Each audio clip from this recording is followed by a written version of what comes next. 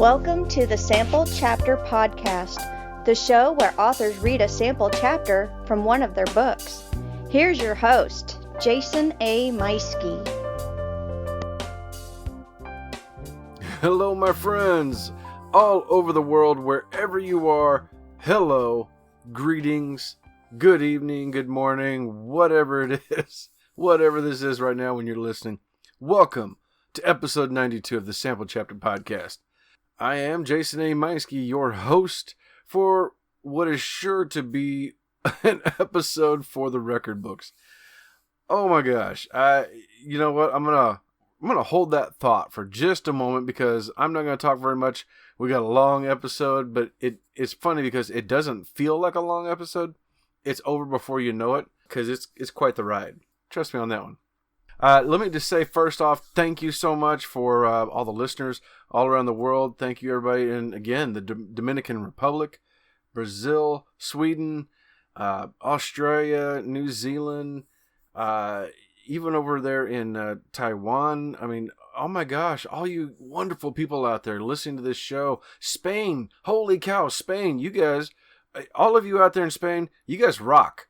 Oh my gosh, you are just blowing up the downloads. Thank you so much. I really appreciate all of you, and I'm just very humbly thankful that I have a show that you are appreciative of.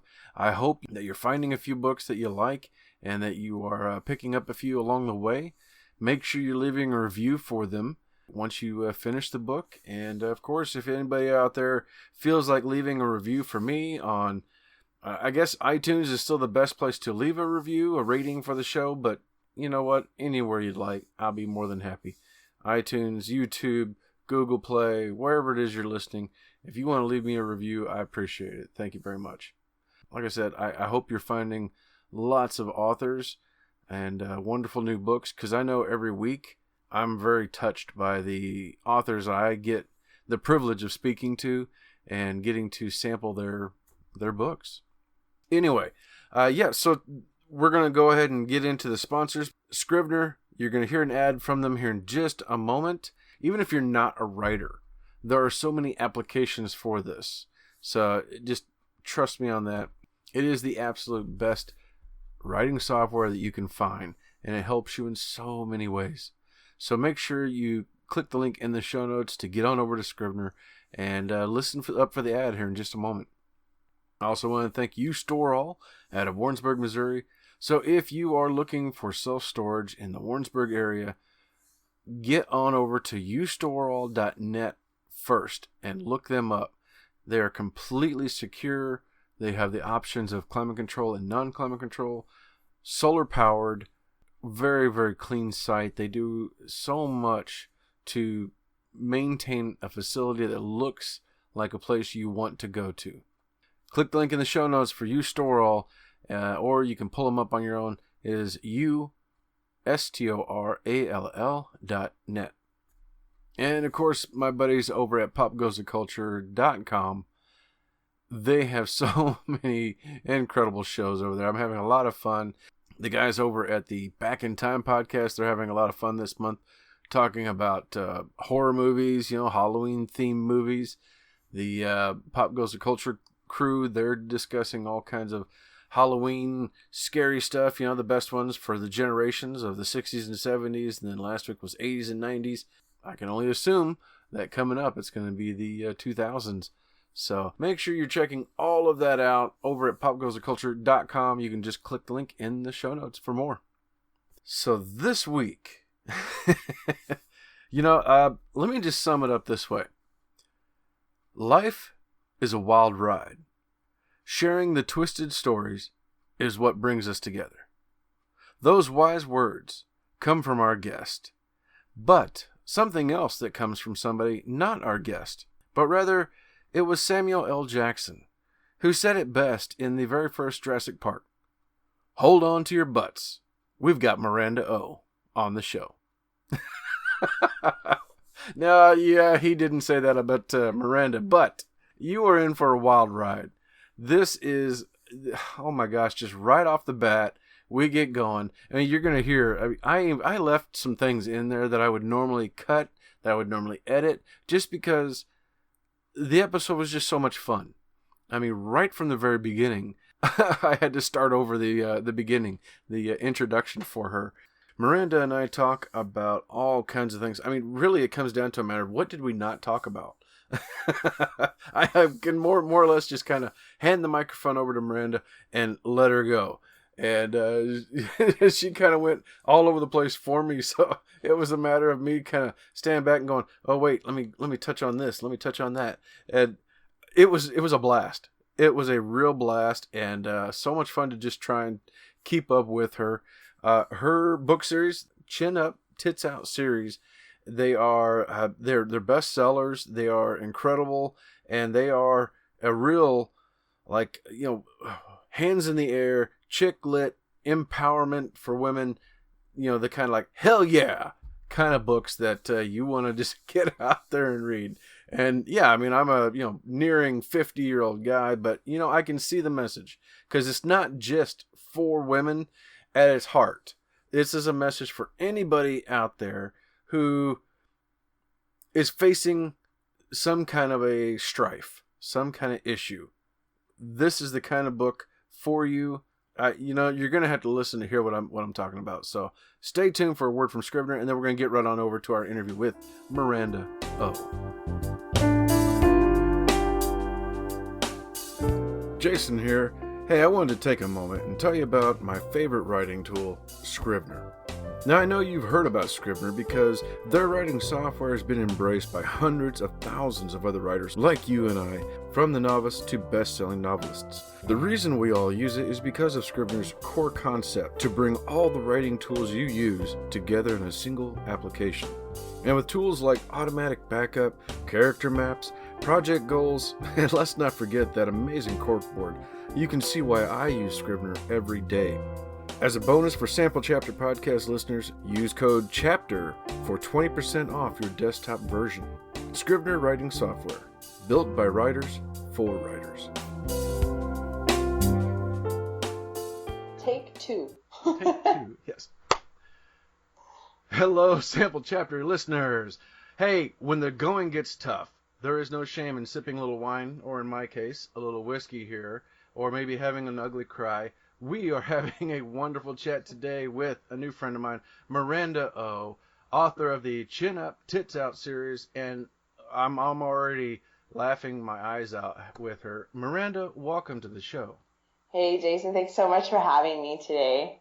I'm having a blast talking with you. I mean, we've already been doing this for like half an hour, and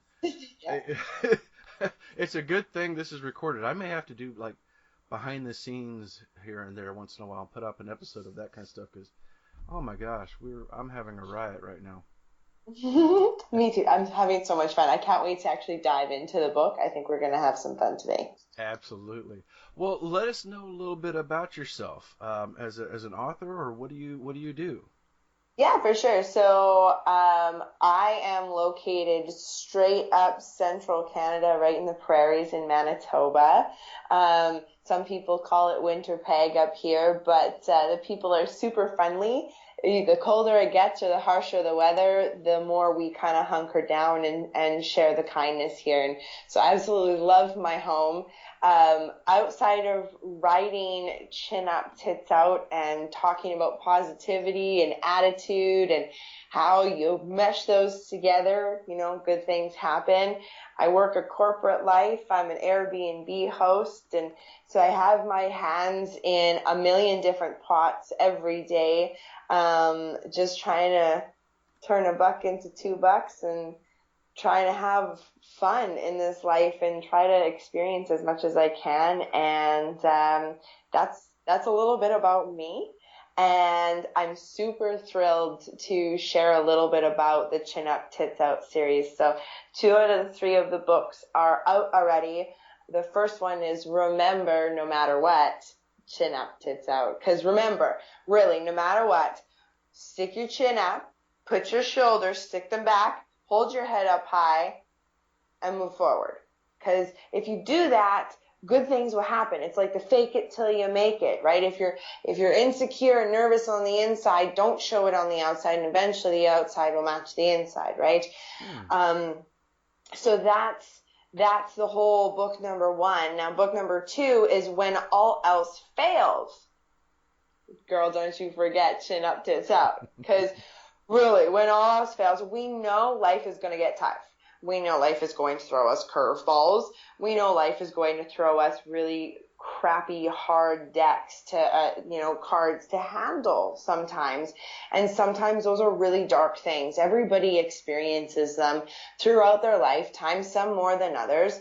And we just got to keep remembering that when literally everything else seems to be failing around us, chin up, tits out, press on, move forward. And then the third book is going to be launched early 2020, and that's Just Breathe, Chin Up, Tits Out. Well, that's, like the draft name title right now, but like the gist of it.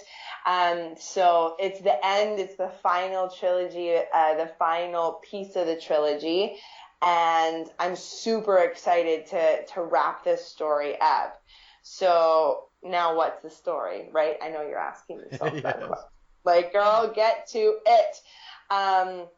So I'm going to read a little bit from book 2 because book 2 was obviously the last one that was released, and it ties in both book 1 and book 3. So let me give you a little bit of background and heads up around book 1 and what the story's all about. So we meet a young female.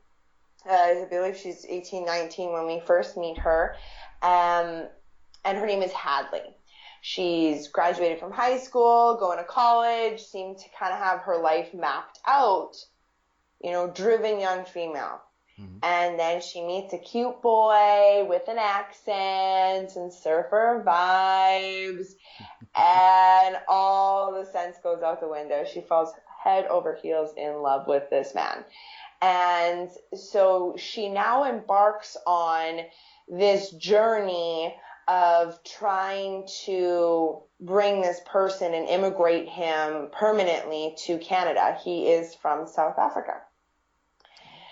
So again, young, in love, heated romance, passion.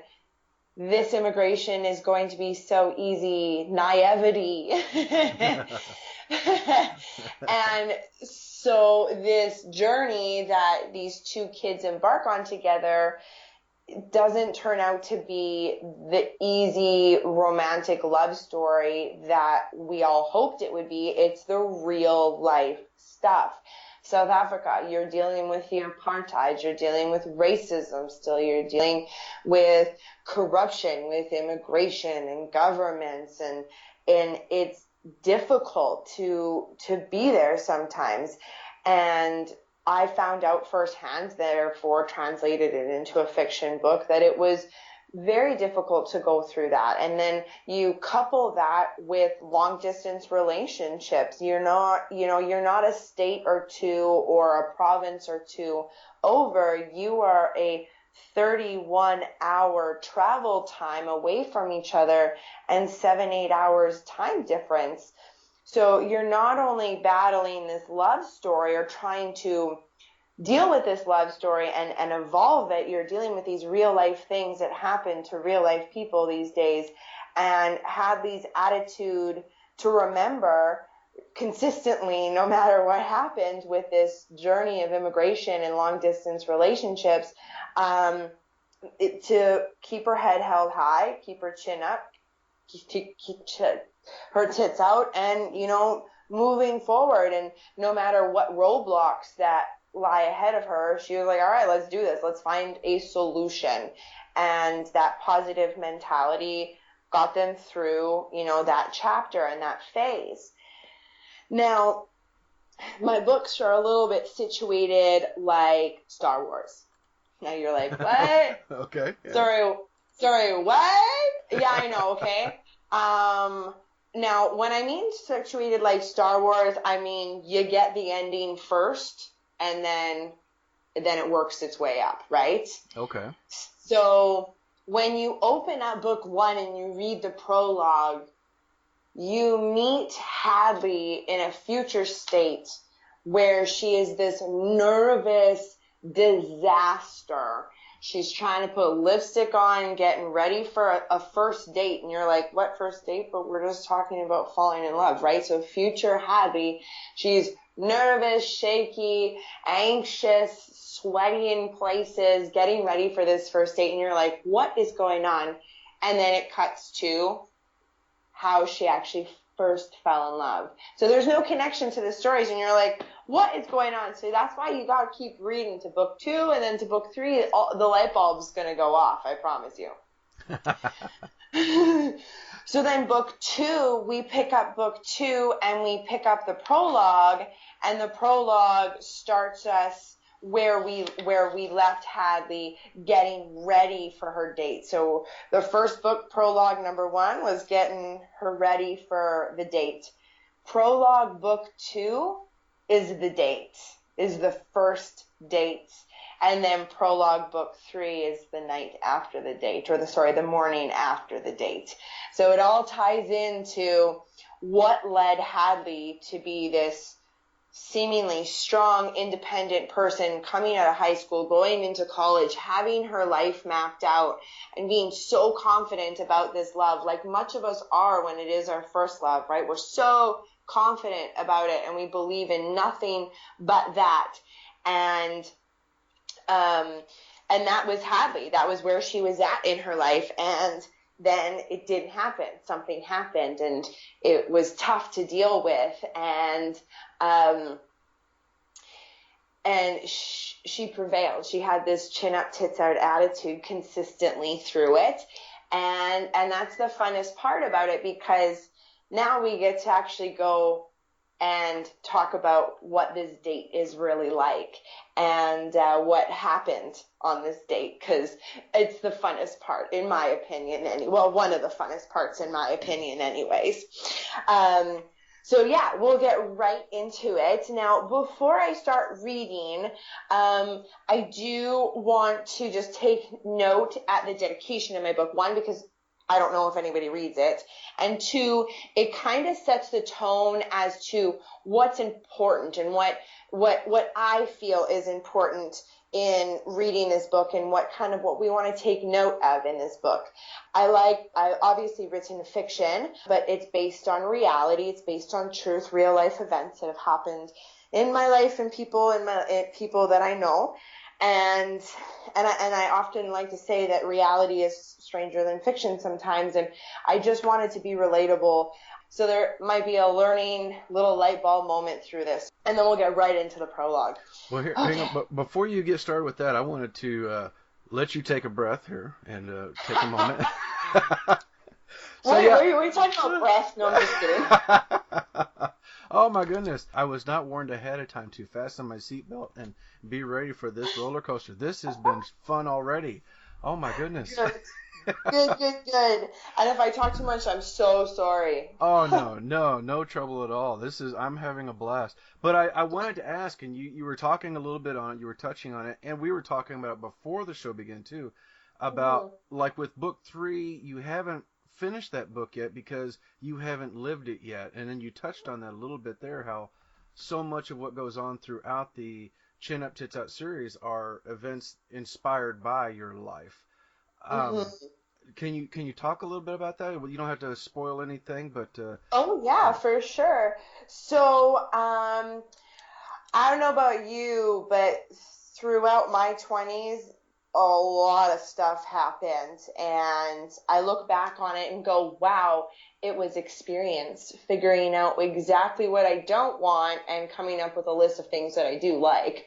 Now, if you look at the release dates on my books, book 1 was released in 2016, book 2 was released in 2017, and we're now coming on the end of 2019, and book 3 is coming out next year. So yeah, there is a gap. I needed to live through the decade of my 20s to write the end of the book. Now, the first 2 books are very much focused on me and my ex-husband and that story. And like I depicted in the first book, we dealt with immigration, and we dealt with long-distance relationship and young love and very different cultures. And then in book 2, we actually immigrated him to Canada.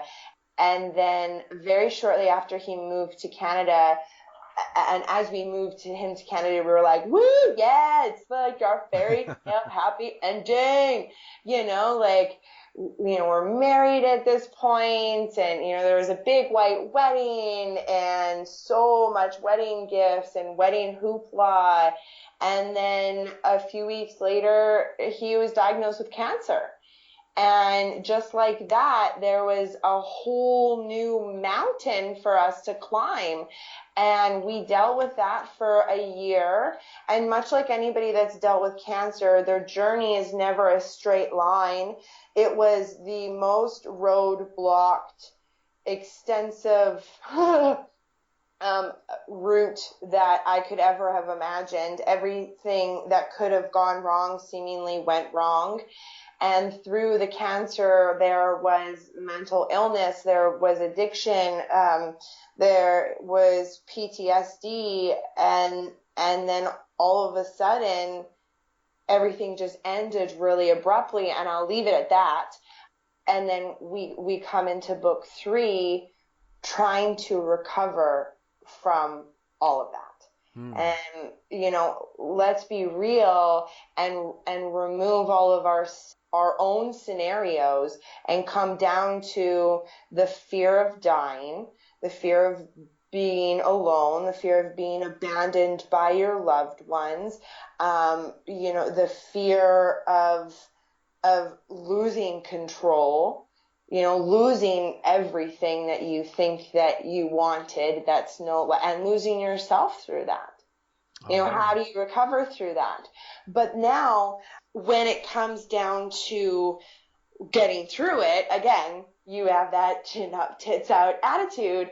I don't want to produce content that's heavier than what life is already giving you. Mm-hmm. Life is going to give you shit storms and curveballs and sometimes kind of be a dick. And I want to create content and share a story going, hey, no matter how dark it gets, we can find a twisted sense of humor. We can find a silver lining, and we can find a way to put a smile on our face. And sometimes, all of the time, that means your tribe, your village, your people need to come together, band together, and you pull through it together. And that's all kind of the philosophy behind this. Wow. Yeah, and it's, oh my gosh, there's so much there to unpack and dive into that it's like hard to even focus on a single one. And just like your book, being inspired by so many things, it's just you talking about it is making me reflect on things throughout my 20s, because it's crazy to think. Like, I entered the military at 18. I met the love of my life at 18, and so much that went on just from that 18 to 30, and how much changed, and it was just, holy cow. Like, but you're right though. That decade is so. It makes such a definition on your life in that time. Mm-hmm. And so this is great that, as you say, life is a wild ride. Sharing the twisted stories is what brings us together. So this is great that you can get that chin up, tits out attitude and share it with the world for others to heal the way you're healing. Yeah, I mean, attempting to. What floats my boat doesn't necessarily need to float your boat, but maybe like your light bulb flickers a little bit. Or maybe a couple of the things that I said can piece together and make more sense to you. Like, it's all about perspective. And if you hear somebody with a different perspective, with an open mind and an open heart, and again, that's why I want something relatable and something lighthearted when I share my stories, because then it's easier to digest heavy stuff. Mm-hmm. It's like when they tell you cancer stuff or health-related issues, they're going and using big words, and you're just like, man, could you just make it more simpler for me? And like layman's terms, like, am I going to die? can I not, like, am I infertile? Like, do you have to, is my hair going to fall? Like, what is, just tell me. Don't use these big words and beat around the bush, right? Mm-hmm. And if we can make some lighthearted of it, like, then I'm going to find some humor, because, I mean, life is going to hand us sticky situations. I'm going to try to find a way to smile through them. And maybe that might be wrong or right. It's very hard to tell when an angry person is smiling or a very, like, upset or sad person and they're still smiling and they're like, are you seriously upset right now? I'm like, I know. I have a smile on my face, but it's just because I'm a happy person. It doesn't mean I'm happy right at this moment. Right. So, yeah, like, I mean, like, well, am I doing this all right? I don't know. But, you know, I'm just trying to live life happy and share what works for me, and then maybe it will work for somebody else. Yeah, yeah. Or you'll shake your head at me and think I'm absolutely crazy, and that's cool, too. Like, I'm 100% cool with that. It makes you feel more normal. Yeah, Good. well, you're an author, so, I mean, we've got to be a little crazy to be doing some of what we're doing, to tell some of the stories that we're telling. Now, is writing something you've always had an interest in, or is this something that came up with along with the idea for Chin Up, Tits Out? Well, I mean, I graduated with a creative communications diploma. So, like, I majored in public relations. I minored in broadcast. I don't really do, I dabble in both of them in my day job, and I obviously dabble a little bit of both of them when I do write. What I've always have been is a storyteller. In whatever capacity I can be, I've always been a storyteller. And when immigration initially got crazy, I remember looking at somebody, my family, my friends, probably all of them, and I said, this is going to be a book one day. Like, this is going to be a book one day. Like, it can't not be. This is too ridiculous. Like, the stuff that we are dealing with right now is too ridiculous to be true. But it's my reality. You know, like, I had a pink little flip phone, and I would go to 7-Eleven and buy a phone card that I had to scratch the code off on the back and then dial like a 7-digit number and then call overseas. And then you're lucky to get, if it's like a 75-minute card, you're lucky to get 30 minutes out of it of decent reception. Mm-hmm. The other 35 minutes are like, hey, can you hear me? Can you hear me now? Can you hear me now? Hello?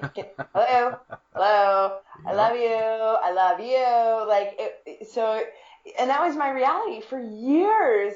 And going back to, so it you know, and it is what it is. I loved telling stories. I've always written stuff down. And then when the whole immigration battle was over and the cancer battle was, you know, transitioned into the next phase, it was time to heal, and I healed a little bit. I changed jobs. I did a massive career change. And then I got a whole bunch of time. And when you have a whole bunch of time, your brain starts to rethink things and relive things. I'm like, I got to get the story out of my brain now. It's hurting me. And so then I started to write, and I wrote the first book in 2 weekends. Oh, wow. Yeah, I wrote the first book in 2 weekends. I wrote the second book in like 4 months. And the third book, it took me over a year. So like, but like the time difference, when I was writing about book one, I was 25 and I was writing about when I was 18, 19, 20-ish. So you have 7 years to process, live, think, explore, evolve, right? And then immediately 11 months later, I wrote the second one, and it was, so I was, 26? Yeah, I think I was 26, 10 days after I launched the second book. I looked so good on that birthday. Oh, man. It was a good birthday. And so I launched the second book, and I was writing about 21, 22, 23. So again, you still have that 5-ish years to process, or sorry, 3 to 4 years to process. And then the last couple of years, I've been trying to write about the last few years of my 20s and like condense it into like what makes a good book without sounding completely unethically appropriate. Like, no, you can't write about those things. Okay. So I'm going to write about these things. You can write about those things. Okay, great. But again, 20s, like how pivotal is that decade in the development and the setting for the rest of your adulthood. Like if you brush through it, you'll wake up in your 30s, 40s, 50s going, oh my God, this is not the life that I wanted. Yeah. Or if you stumble, head over feet and not know which way is up and go left instead of right and, get dirty, get your hands in the mud, experience things, live your life, feel your feelings, sit in it. If you make a mistake, sit in it for a little bit. Make sure you don't make that mistake again. If something works out for you, celebrate it. Set yourself up so you actually can create the life that you want versus find something that gives you pleasure right here, right now, and then attempt to stick in it because that's what you chose at the right here, right now. Yep. It's funny because I was just having a conversation today with my oldest daughter who's 22, and she was talking about going into her 5th year now out of high school. And she's, been just kind of working since then and doing a little bit of some education. And she's going, how can this be the 5th year already? And we had this like deep conversation talking about that. And I'm going like, honey, this would be my 30th. Just give it some time. It's amazing how it starts flying by. And she was just like, yeah, oh my gosh, it's just... She's like really like getting that focus on like, what am I going to do from here? Because like, yeah, when you're 18, you have dreams and it's like the world is your oyster. And then by the time you hit 22, you start to have a little bit of reality. And then like, what am I doing now? Yeah, right. Right. And you see, like I see, if I look at, I think I graduated with a few hundred people. Like graduated high school, every single, not one of us are in the same spot in life. We're not, like, none of us are identical. And we all left high school in the identical position in life. You know what I'm saying? Like, yeah, we had all accomplished everything together at that point. And the last, so I think it's 07. Yeah. So 12, almost 13 years now. And like everybody's at a completely different point in life, and it's so interesting just to kind of evaluate and see and assess. And I think life is a very interesting journey, and you just got to be part of it and present for it. Yeah, absolutely. And to have that attitude of keep your chin up, arm, shoulders back, attack the world, and you can do it. Oh yeah, 100%. Absolutely. So, all right. So you've got the third book is pretty much done. You're just waiting on the timing. It's going to be coming out here in a few months. What is next for you? Like, what's next after Chin is Up? Oh, so I recently had come up with a new series that I'm kind of toying with. So again, it will be another trilogy because good things happen in threes. So says my Chinese doctor. I love her. She puts ear pressure points in me and like sticks me with needles and makes me feel better. So, she's good. Now, earlier this year, I was strapped with an endometriosis and adenomyosis diagnosis. So I don't know if you've ever heard of any of those, but a little upwards of it's a reproductive condition. Both of them are, essentially our reproductive system is not doing what it's supposed to. It's supposed to get rid of cells, and these cells are mysteriously showing up in different places of our body. And when those cells show up in different places of our body, they cause lesions and contusions and scar tissue, and it causes pain and infertility problems and inflammation. And the laundry list is long, and the treatment list is not. And there is no cure, and there's no rhyme or reason as to why it happens. The unfortunate part is it affects 1 in every 10 women. So it's like 175 million women. There's so many women that are dealing with it, but the average length of diagnosis is 7 years. I struggled with mine for 2 with unexplained invisible pain on the outside, and all the tests came back negative, and I'm like, I can run marathons, I can lift weights, I can do whatever I set my heart out to. I was athletic, I was strong, I was persevered through everything, and then all of a sudden this debilitating disease that was inside of me caused me to stop my life. And it was a really long 2 years trying to figure out, 1, what was going on with me, and 2, convincing the doctors that I needed actual surgery to get the diagnosis, because that's the only way to diagnose it. Now, I've been talking 2 minutes solid about fat and about how difficult this has been. I don't want to be another book that says this is how to deal with it, or how to hold hands with other women with this and we can sing Kumbaya. I don't want to talk about diets or exercise. I want to talk about the ridiculous stuff that happens, how women connect through it, and how we find humor in the darkest of times.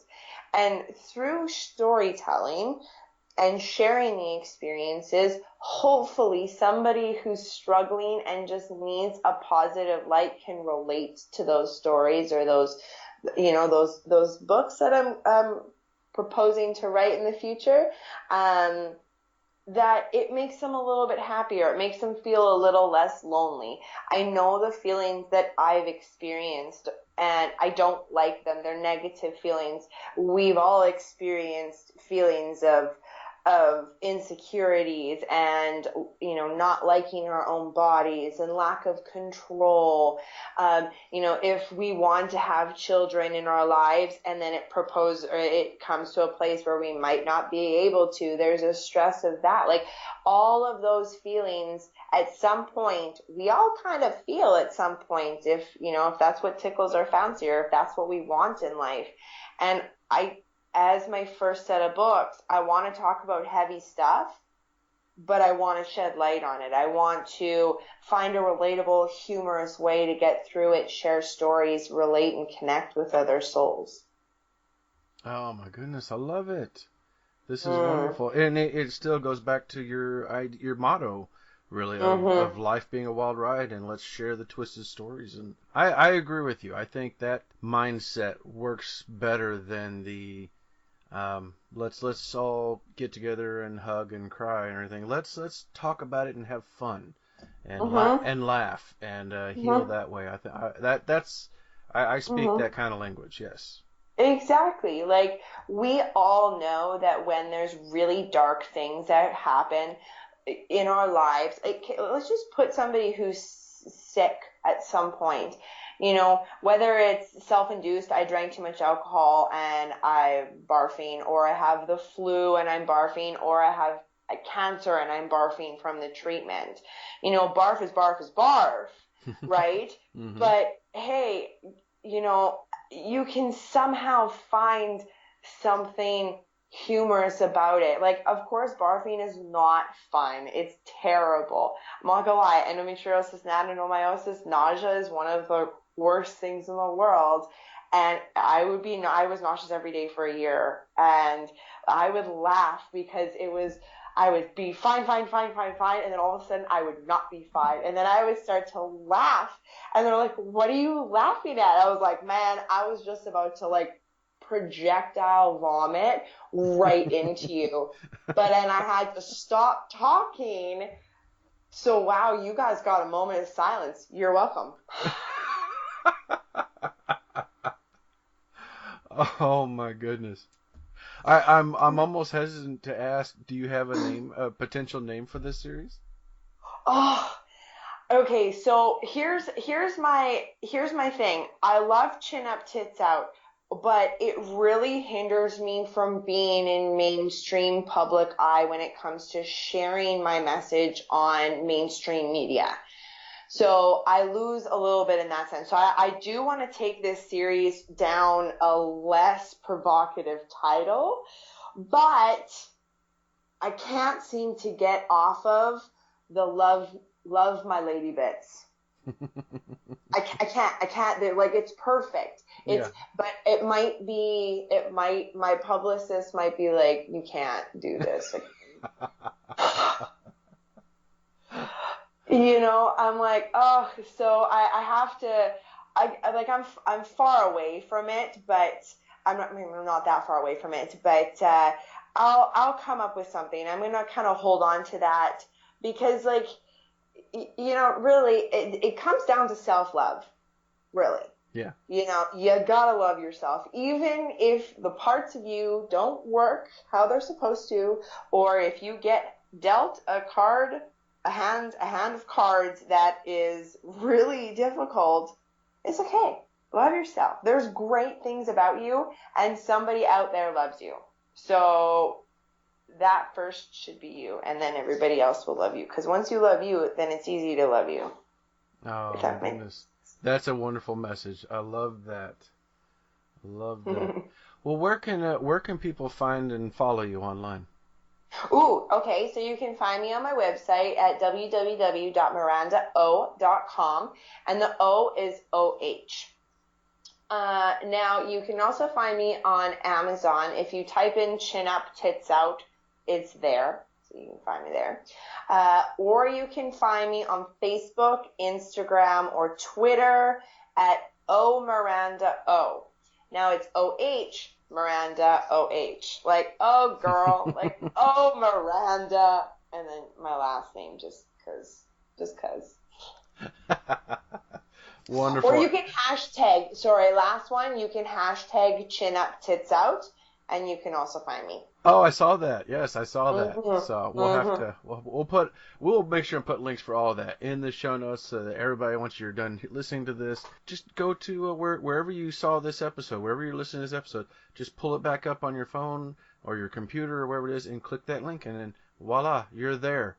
You're checking it out. You are listening to this amazing woman who's been going through a remarkable life and sharing the laughs and the tears through it all, and we're about to hear an amazing story that I cannot wait to sit here and see how much I can try not to laugh about.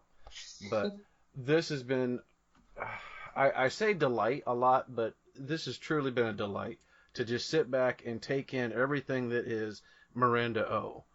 And thank you so much for being here. Oh, I am having a blast.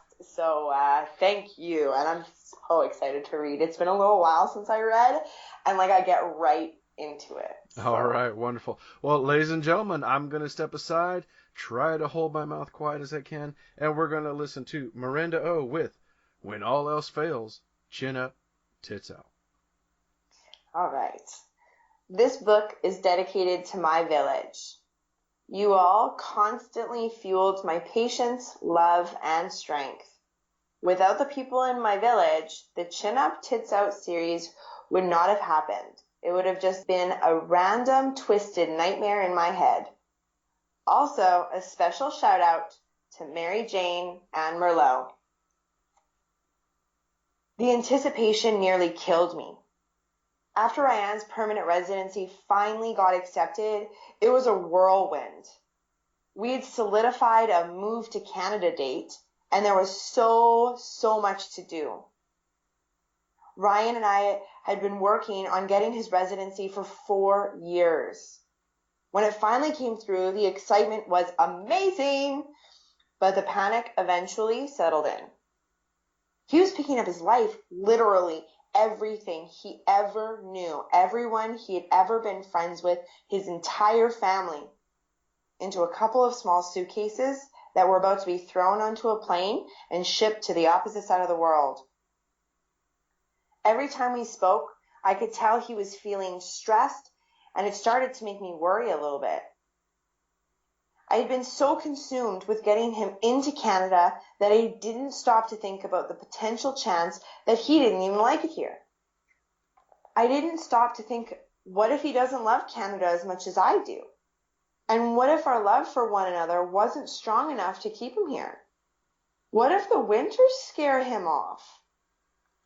All of these stupid questions and doubts raced straight to my heart, which in turn led me to have unexplainable rush of tears.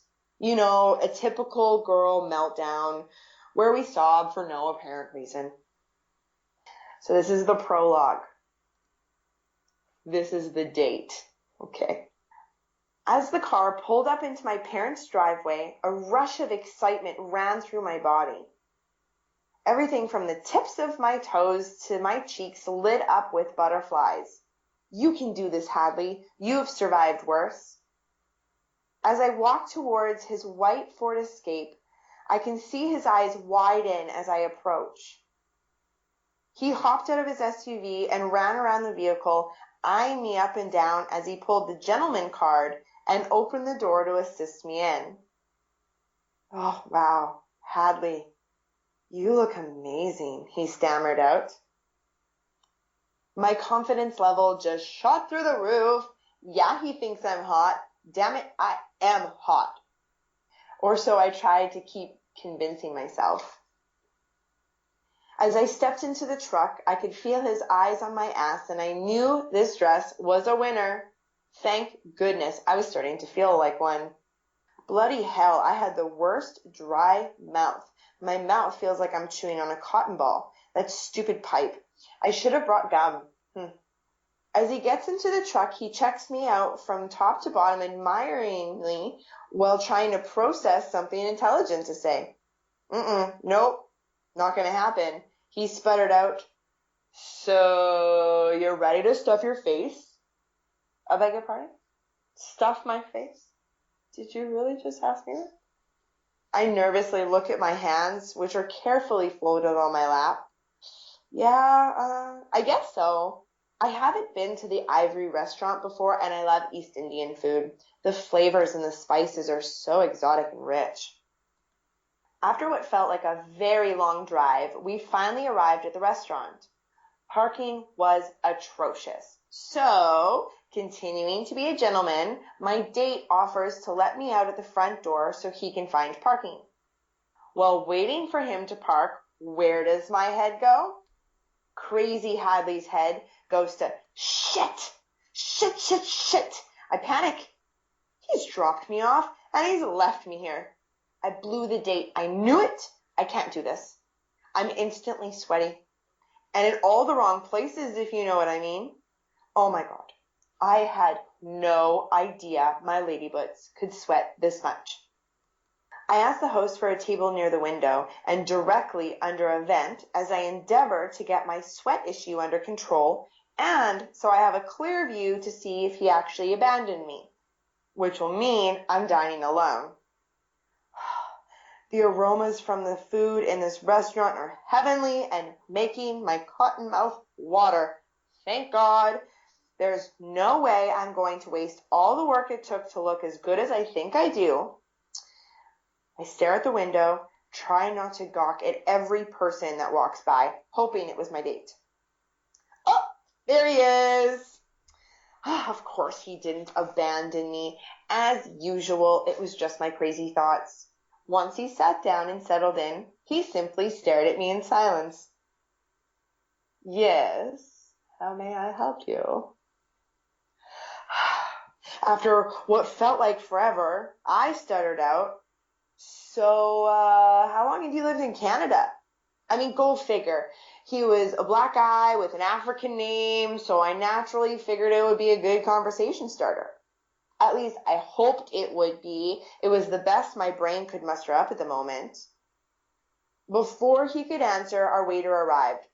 Is there anything I could get you two to drink before you hit the buffet for supper? He politely asked. Wine! Wine, I nervously spit out before even thinking. I tried to make eye contact with my date in agreement. Oh, no, not for me. I don't drink while I eat. Just water for me, please. He smiled at our waiter and crossed his hands neatly on the table. You've got to be kidding me. I am sitting here with my arms tight against my body, my hands trembling under the table because my lady parts are still sweating, and thanks to this cold vent above, I'm now trying to contain my high beams. And now I'm drinking alone. Can this be any more humiliating? I try not to roll my eyes, but who is kidding whom here? Of course he caught me. Oh, no, Hadley. Have a drink if you want. I'm driving, and I want to save my drinking for the social later. Oh, did I even tell you about the social? Social? I quizzically asked.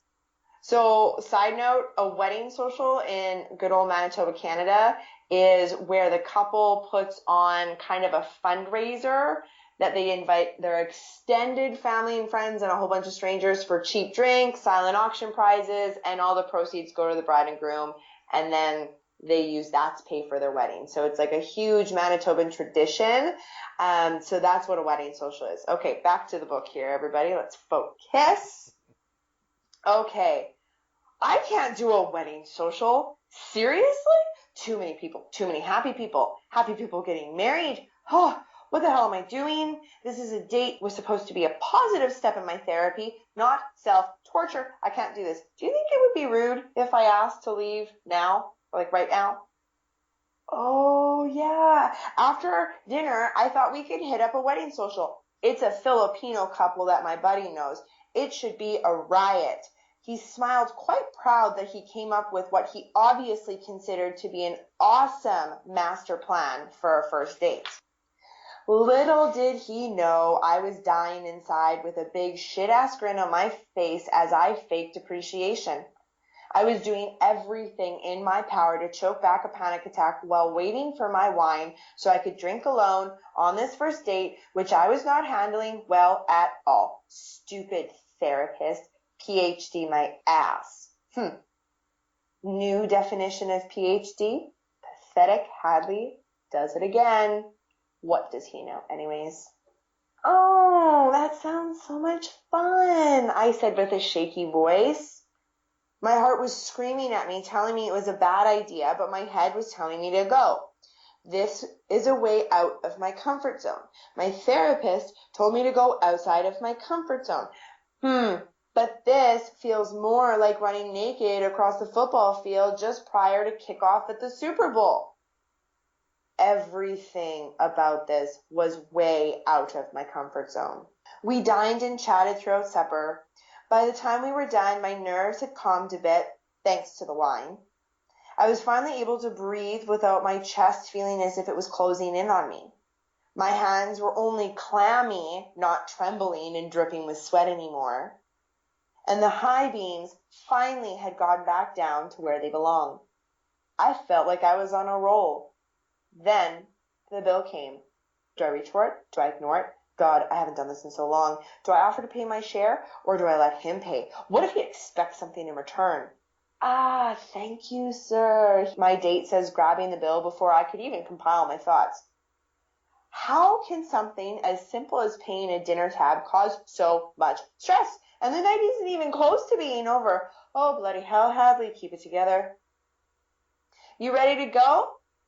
I planned to stop at my buddy's place for a couple of drinks before the social. You cool with that? He smiled with a twinkle in his eye. He's so proud of his plan. No, I want to go home, is what I want to say. But a miniature form of my therapist appears on my shoulder, again coaching me to go beyond my comfort zone. Stupid doctor pain in my ass. It feels like a devil on my shoulder, and I'm desperately praying for the angel to show up. But of course, I'm not that lucky. Oh, yeah, of course. That should be fun. Is it just the three of us going to the social? I asked, trying to focus on breathing through this overpowering feeling of fear crawling up my legs like long arms from hell gripping deep into the pit of my stomach. Breathe, Hadley. Just keep breathing. Oh no, I think there's 8 of us going. You'll have to forgive my buddies. They're great, but all of them are singles, so you'll get to escort the 7 of us. He chuckled to himself, probably assuming I'd like all the attention. 7 guys. 7 guys! And me? Hadley? What are you doing? Where's your brain right now? You're probably walking into some gangbang porno snuff video. Or, like my Baba calls it, pornography. This is all in your head, girl. Shake it off, chin up, tits out. You can handle anything after the hell that you have already survived. You got this. Yeah, I do. Yeah, I can own these guys and the night. Oof. What did I just talk myself into? Oh, I am one lucky girl, aren't I? I chuckled out sarcastically, gently throwing a soft punch into his shoulder.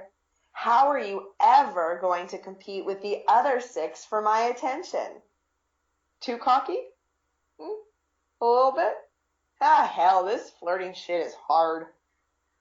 My date looked down, pretending to watch his toe kick a pebble on the ground as he shook his head and blushed. Wait a minute. Did I just make a black man blush? Ha! Yes! Hell yeah! Hadley! I'm just kidding, I quickly stammered out as I soon realized I might have embarrassed him.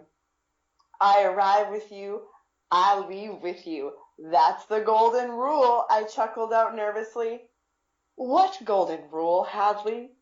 You fool, you just made some lame-ass rule up, all while boosting his ego and assuring him you will leave with him. What if he turns out all creepster? Did I just sign myself up for a booty call? Is this considered a booty call? Oh my God. We arrived at his buddy's apartment, and as we walked down the hall, you could hear a party brewing at the end of the building. My date opened the door, and as I walked in, I see 6 large black guys sitting back, legs spread eagle, beers in hands, and chatting. No, sorry, yelling amongst themselves. Did I just walk into some angry confrontation? Is this an African thing? Do all Africans talk that loud? It sounds like there's a loud, angry conversation, but yet all of them are laughing. I breathe, I smile, I say hi. My date proactively grabbed both of us a beer, guided me to the only open seat in the apartment.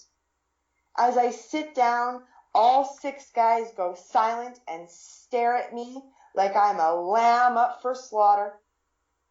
Then they all quickly stood up, graciously shook my hand, and individually introduced themselves. Stupid Hadley, there you go again, letting your own anxiety and fear take over normal brain function. And no, I don't remember any of their names, let alone how to pronounce them. I was, of course, too shit scared to have anything actually register in my brain. How rude of me. I definitely have some practicing to do. This brain loss is yet another symptom maybe I should probably be discussing with my therapist. After downing a couple of beers, I felt like I was calming down and I could start to breathe again. No one was sensing my anxiety, so I was managing to hide it quite well. Although my hands were still sweaty, I had to wrap my scarf around my beer bottle just so I could sip it without the bottle slipping right through them. But the point here is that no one noticed, and we all seemed to be enjoying the evening. Maybe it's my charming intellectual self shining through. Hell no! Who's kidding who here? Guys become oblivious when a pair of boobs walk into the room. Duh. It was time to hit the social. Hadley, it's about time to show up to a Filipino social with 7 boisterous men from Africa. A little old white girl rocking up with her posse of black boys. Yeah, that's right. You can see the irony in this yet, but believe me, this is crazy in so many ways. African time is a real thing, you know. It's where you add at least 2 hours to any scheduled time, We showed up to the social so late there was absolutely no parking anywhere close to the entrance whatsoever. I saw a temporary bus pass and sarcastically suggested that we move it and park where the bus stop used to be. Well, they did it. They moved it. They parked there. Brilliant. As a group of us sauntered through the doors, looking like we owned the place, the fear started to creep into the pit of my stomach again. My hands and feet started to sweat. My body was trembling, and then I froze instantly.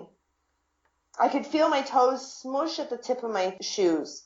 And yet again, sweat in all the wrong places, as I felt a bead of sweat drip from the bottom of my butt cheek and run down the back of my leg. Oh my God, I can't believe I don't smell like a linebacker late in the third quarter. I hope no one saw that. Breathe, Hadley. Just keep breathing. Everyone fanned out and went in their own direction. As my date started to walk into the social, my feet were still frozen into place. Look at all of these people.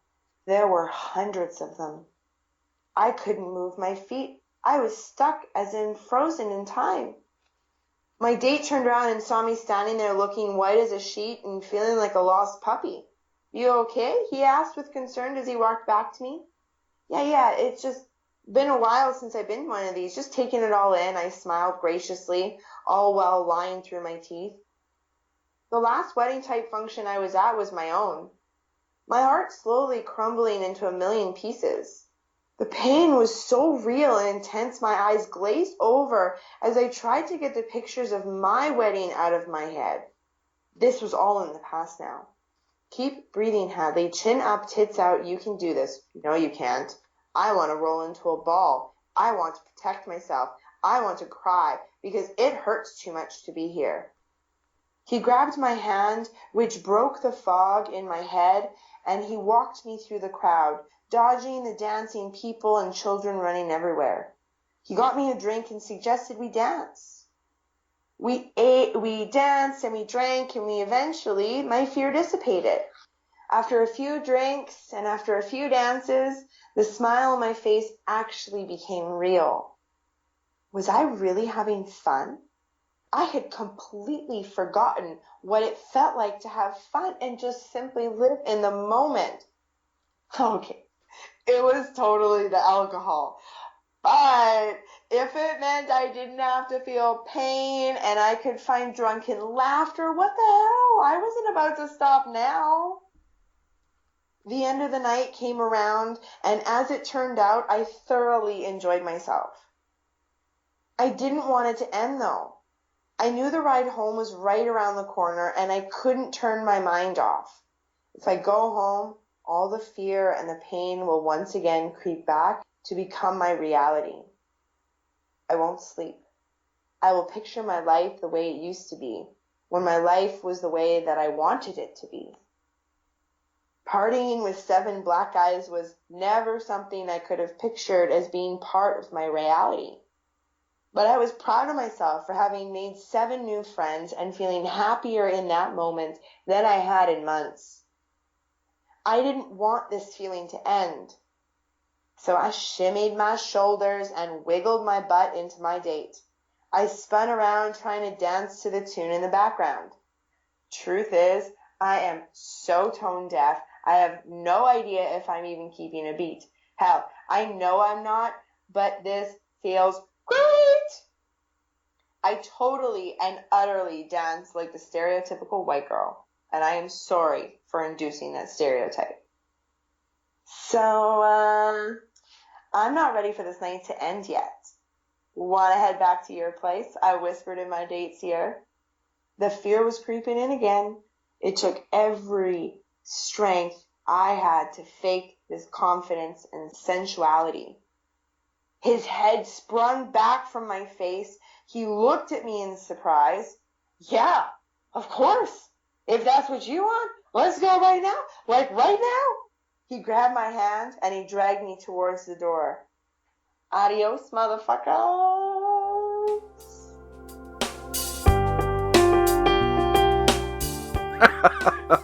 That was Miranda Oh reading When All Else Fails, Chin Up, Tits Out.